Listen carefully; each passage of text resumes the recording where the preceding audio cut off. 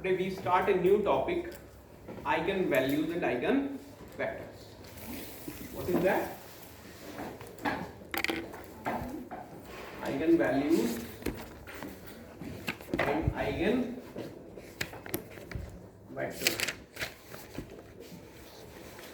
Now what is the problem? जब मैं बात करता हूँ आइगन वैल्यूज की और आइगन वेक्टर्स की, तो प्रॉब्लम क्या है हमारे पास? ठीक है ना, सपोज मेरे पास कोई स्क्वायर मैट्रिक्स है, let capital A n by n be a square matrix,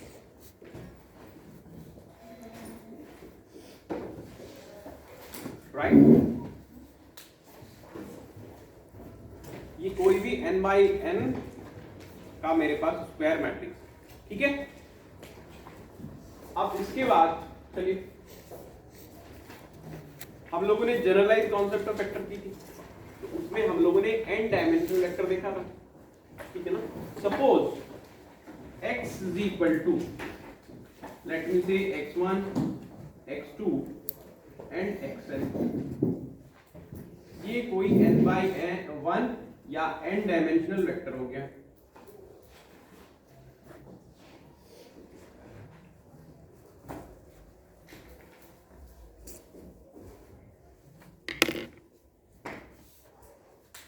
okay, ये मेरे पास कोई स्क्वायर मैट्रिक्स है, इसका टाइप कितना n by n है, और n by 1 का ये मेरे पास कोई n डायमेंशनल वेक्टर होगा, ठीक है ना?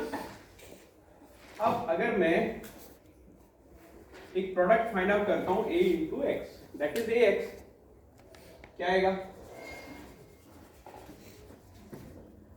This is n by n, this is n by 1, तो फाइनली कितना आएगा? n by 1। इसका मतलब अगर मैंने a और x का प्रोडक्ट किया तो मेरे पास एक और कोई नया वेक्टर आने वाला है, ठीक है? I shall have a new vector, let me say yn by 1. This is again n dimensional vector.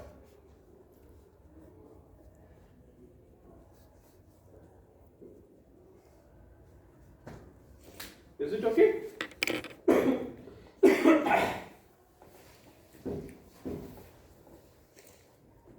Now I take this whole situation like this.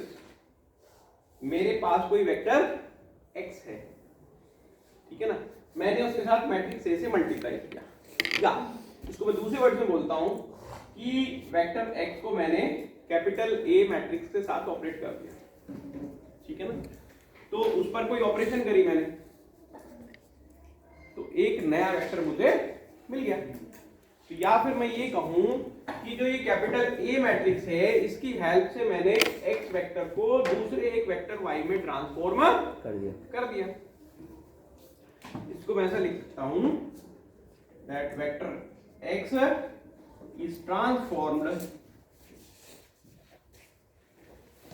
To a new vector y through matrix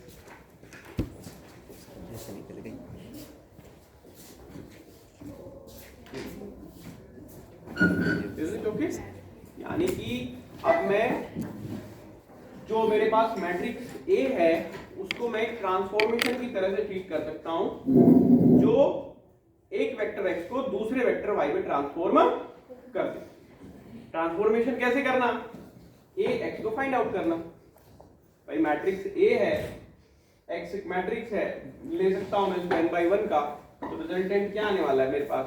n by 1, जिसको कि मैं vector बोल रहा हूं, ठीक है? तो उसका मतलब क्या हुआ कि कोई भी स्क्वायर मैट्रिक्स किसी एक वेक्टर को दूसरे वेक्टर में ट्रांसफॉर्म कर सकता है, ठीक है? अब वेक्टर में क्या होता है? वेक्टर में मैग्नीट्यूड होता है और डायरेक्शन होती है। तो अगर वेक्टर चेंज होगा तो क्या क्या चेंज होगा? मैग्नीट्यूड भी चेंज होगा और डायरेक्शन भी चेंज होगी, ठीक है ना? यानी कि वेक्टर मेरे पास जो x है उसकी डायरेक्शन भी चेंज होगी। अब सवाल ये है कि क्या मैं ऐसे कोई ट्रांसफॉर्मेशन उस मैट्रिक्स पर उस वेक्टर पर कर सकता हूं कि ट्रांसफॉर्म हो जाने के बाद में जो नया वेक्टर आए उसकी डायरेक्शन और x की डायरेक्शन सेम हो। I want to find a new vector that is parallel to the given vector. यानी कि मुझे x पर इस तरीके से कोई ट्रांसफॉर्मेशन करनी है कि जो नया वेक्टर y आने वाला है वो x के पैरेलल होगा. Is it clear? और अगर इसको मैं मैथमेटिकली लिखना चाहूं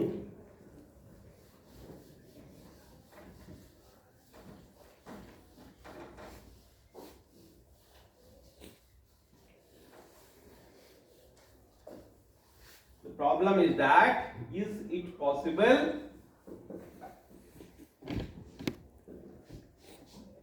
that ax is equal to lambda x.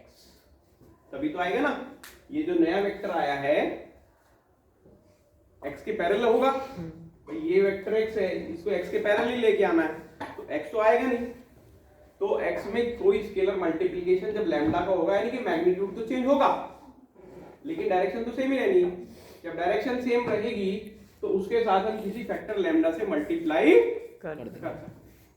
तो ये कोई सिचुएशन पॉसिबल है क्या कि ax की मैं मल्टीप्लाई करूं और वो किसके इक्वल आए? लैम्डा x के इक्वल आए.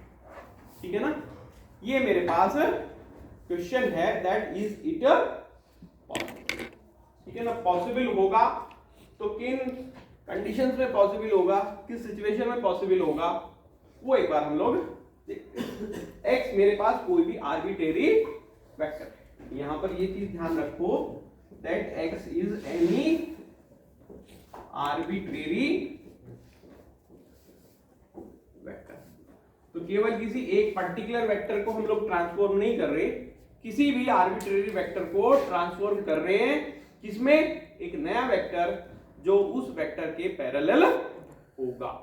Is it okay? और in other words ax is equal to lambda. Lambda is some scalar. Lambda is some scalar. Is it clear? अब चलिए इसको मैं थोड़ा सा डिफरेंट लिखता हूं. ax is equal to lambda I x, where I is n by n identity matrix.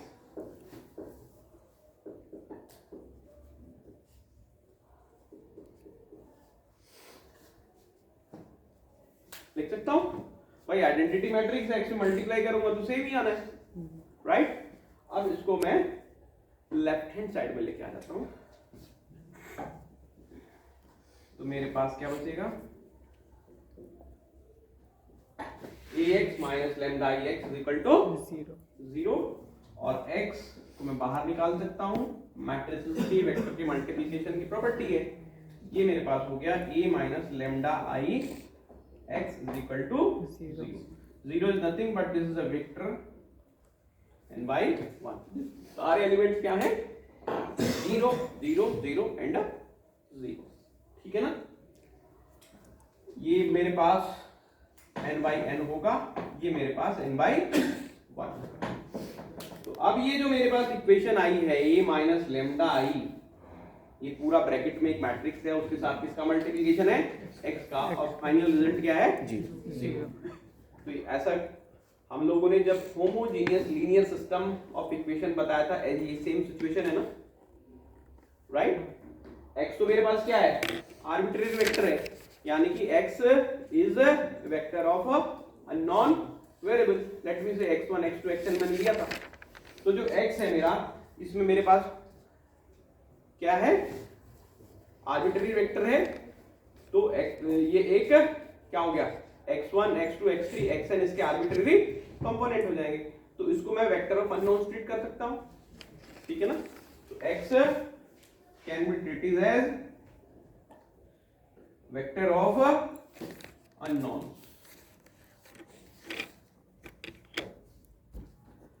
अब अगर मुझे इस x के लिए कोई नॉन जीरो सॉल्यूशन चाहिए तो कंडीशन क्या है?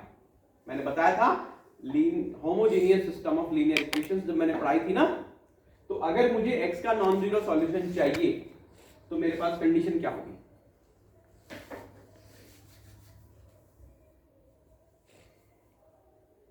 बोलो। मैंने बताया था कि ये अगर कोफिशिएंट मैट्रिक्स है, जीरो सॉल्यूशन तो हमेशा एग्जिस्ट करेगा होमोजेनियस में, लेकिन अगर नॉन जीरो सॉल्यूशन चाहिए तो इसकी रैंक जो है n से लेस होगी। यानी कि जितने नंबर ऑफ अननोन्स हैं उनसे इसकी रैंक अगर कम है तभी मेरे पास इनफाइनाइटली मैनी सॉल्यूशंस आएंगे, यानी कि नॉन जीरो सॉल्यूशंस आएंगे। Is it clear? तो अगर मुझे इसका नॉन जीरो सॉल्यूशन चाहिए x के टर्म्स में, तो उसका मतलब ये जो मैट्रिक्स है a माइनस लेमडा i, इसकी रैंक क्या बनानी पड़ेगी? कम, लेस देन n बनानी पड़ेगी। ठीक है ना? चलिए इसको हम लिखते हैं।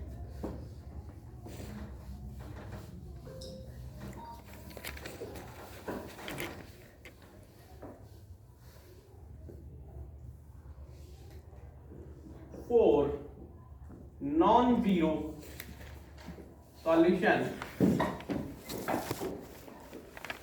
of vector x, rank of a minus lambda I, this should be less than n. ठीक है? अब एक किस टाइप का मैट्रिक्स है? n बाई n का। ऐसे ही a माइनस लेमडा i भी कितने का हो जाएगा? n बाई n का। इसकी रैंक किससे n से कम है, तो इसका मतलब क्या होगा कि कोई ना कोई इसकी जो नीचे वाली तरफ से मैं देखूंगा, एक रो तो बिल्कुल टोटल क्या बन जाएगी? जीरो बन जाएगी। भाई जब इसको मैं देख रहा हूं इसकी रैंक n से लेस है, ट्रांसफॉर्मेशन में करूंगा रो क्रॉस ऑपरेशन लगा के, तो कम से कम एटलीस्ट नीचे वाली एक रो तो क्या बनेगी? जीरो, टोटली जीरो बन जाएगी। और अगर किसी मैट्रिक्स में कोई भी एक रो टोटल रो जीरो बन जाती है, तो उस मैट्रिक्स से करस्पॉन्डिंग जो डिटरमिनेंट होता है उसकी वैल्यू क्या होती है? जीरो होती है। जीरो बनेगी, क्योंकि आपको मालूम है कि कोई भी डिटरमिनेंट मेरे पास अगर है, उसका अगर कंप्लीटली कोई रो या कोई कॉलम जीरो है, तो फाइनल वैल्यू क्या आने वाली है? जीरो आने वाली है। यानी कि ये जो मैट्रिक्स है a माइनस लेमडा i, इसके डिटरमिनेंट की वैल्यू क्या होगी? जीरो बनेगी। ये इंप्लाई करेगा determinant of a minus lambda i will be equal to zero. ठीक है ना?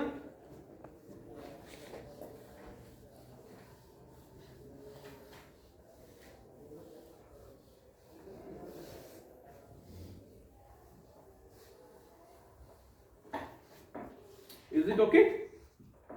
चलिए अब a माइनस लेमडा i, ठीक है ना? अगर इस मैट्रिक्स पर मैं ध्यान करूं, this will be something like this, determinant of a11 minus lambda, a12, a1n आएगा, इधर a21 आएगा, a22 माइनस लेमडा यहाँ आएगा, इधर a2n आएगा, और an1, an2, और लास्ट में क्या आएगा? ann minus lambda. This is equal to, ये सिचुएशन है ना? अब जब इसका डिटरमिनेंट में एक्सपेंड करूंगा तो सारे टर्म्स की मल्टीप्लाई होगी आपस में, जो ये a11 minus lambda, a22 minus lambda और ann माइनस लेमडा है, ये सारे फैक्टर्स में आएंगे। और जब मल्टीप्लाई करूंगा तो लेमडा की मैक्सिमम पावर कितनी बन सकती है इसके एक्सपेंशन में? n बनेगी। तो लेमडा की मैक्सिमम पावर कितनी बनेगी? n बनेगी। तो उसका मतलब क्या होगा कि जब मैं इसको एक्सपेंड करूंगा मुझे एक पॉलिनोमियल मिलेगी, लेमडा में पॉलिनोमियल मिलेगी, और उस पॉलिनोमियल में लेमडा की हाईएस्ट पावर कितनी होगी? n होगी। तो इसका मतलब उस पॉलिनोमियल की डिग्री कितनी हो गई? n हो गई। तो जब इस डिटरमिनेंट को मैं निकालूंगा, क्योंकि लेमडा तो मेरे पास अननोन है, तो मुझको एक पॉलिनोमियल मिलेगी, लेमडा में वो पॉलिनोमियल होगी और उसकी डिग्री कितनी होगी? n। तो इसका मतलब क्या हुआ कि जो determinant a minus lambda i है, this is nothing but a polynomial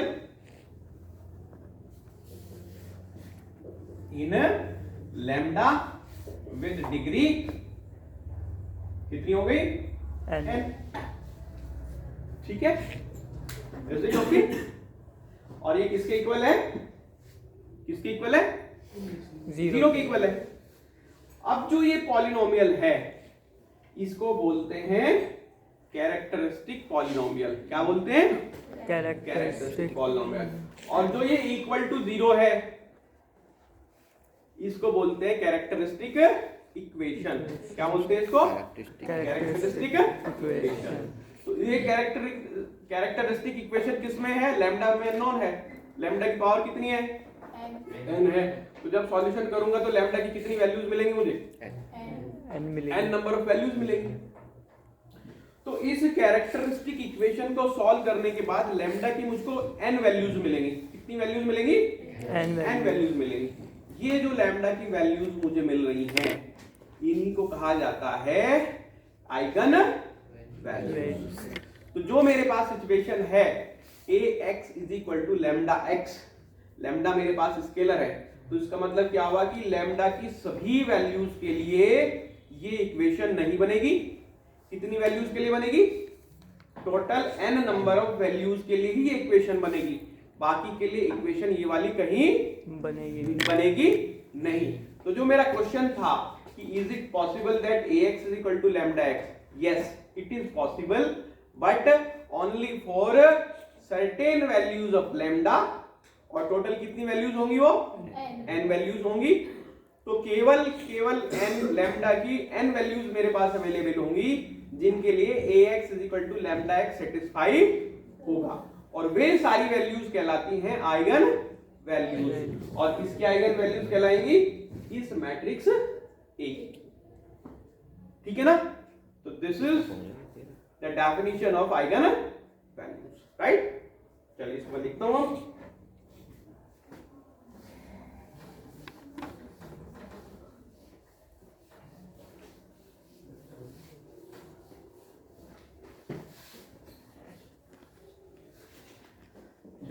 Determinant of a minus lambda I is a polynomial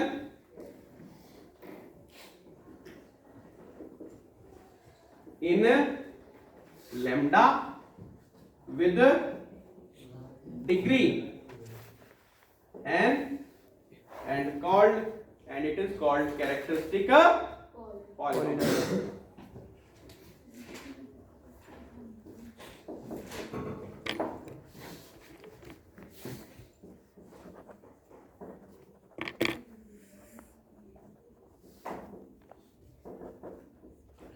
It is called characteristic polynomial. And determinant of a minus lambda I is equal to 0 is called characteristic equation.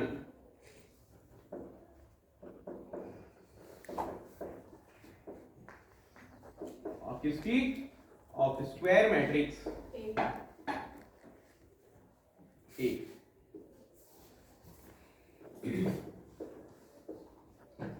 Okay, ठीक है ना?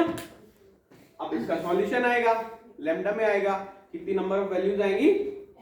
n number. ठीक है ना? तो then the solution of characteristic equation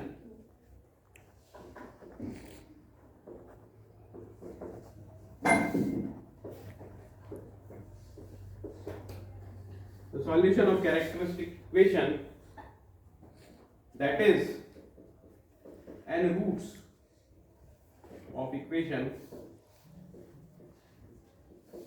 क्या है वो? लैम्डा 1, लैम्डा 2 और लैम्डा n। इससे मैंने डिनोट कर दिया।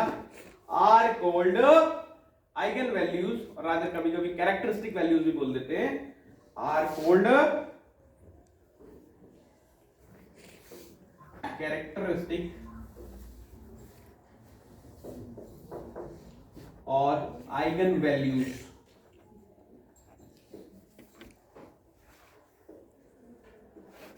Of matrix A। ठीक है ना?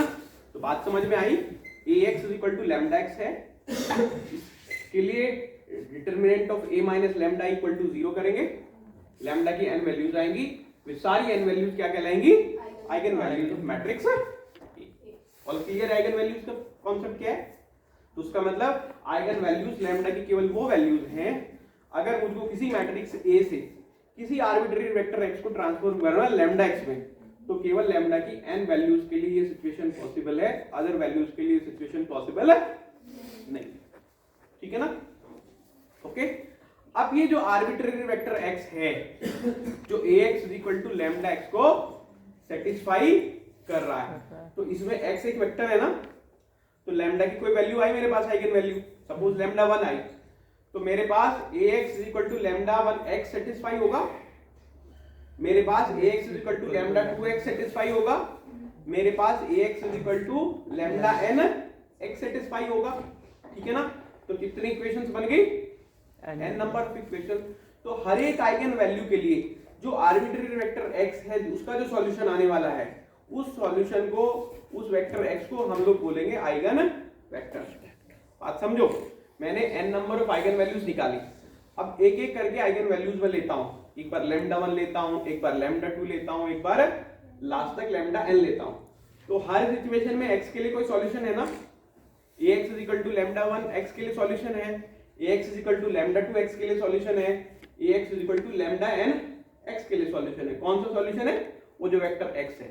तो जो ये वेक्टर x आने वाला है, इसको हम लोग बोलेंगे आइगन वेक्टर। ठीक है ना? तो अब कितने सॉल्यूशन हो सकते हैं इस सिचुएशन में? इनफाइनाइटली मैनी सॉल्यूशंस हो सकते हैं। ठीक है ना? तो हर एक आइगन वैल्यू के corresponding infinitely many eigen vectors exist करते हैं। बोलो, बात समझ में आई कि हर एक आइगन वैल्यू के corresponding infinitely many eigen vectors exist करते हैं। अगर कहीं किसी प्रॉब्लम में पूछे कि find out the eigen vector, तो किसी एक आइगन वेक्टर को निकाल के आप दिखा दो, हमारी प्रॉब्लम का सॉल्यूशन हो जाएगा।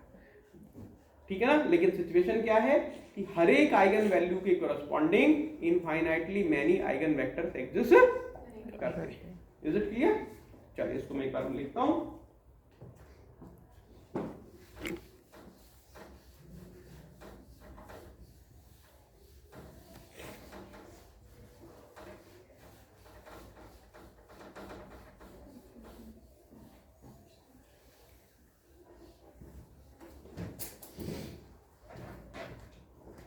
So first let me take lambda is equal to lambda 1.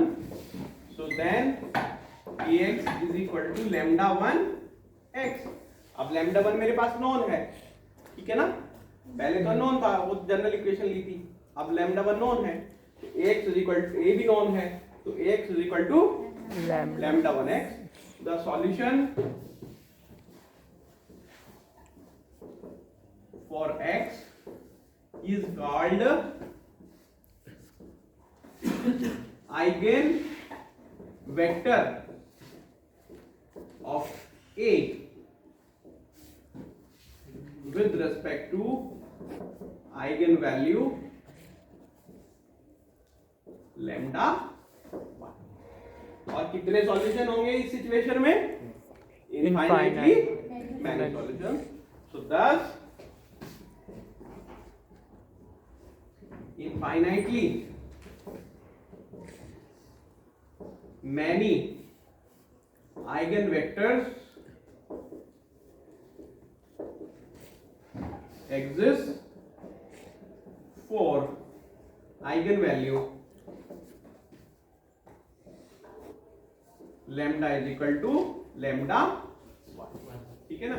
और जैसे lambda is equal to lambda 1 के लिए है, वैसे ही similar lambda equal to lambda 2 के लिए भी होगा, lambda equal to lambda n के लिए होगा। तो मैं लिख देता हूं लास्ट में, similarly for lambda is equal to lambda 2 and lambda is equal to lambda, ये सारे वेक्टर क्या कहलाएंगे? Eigen vector. ठीक है ना? हर एक eigen value corresponding infinitely many eigen vectors exist करते हैं। Tell me is the situation clear?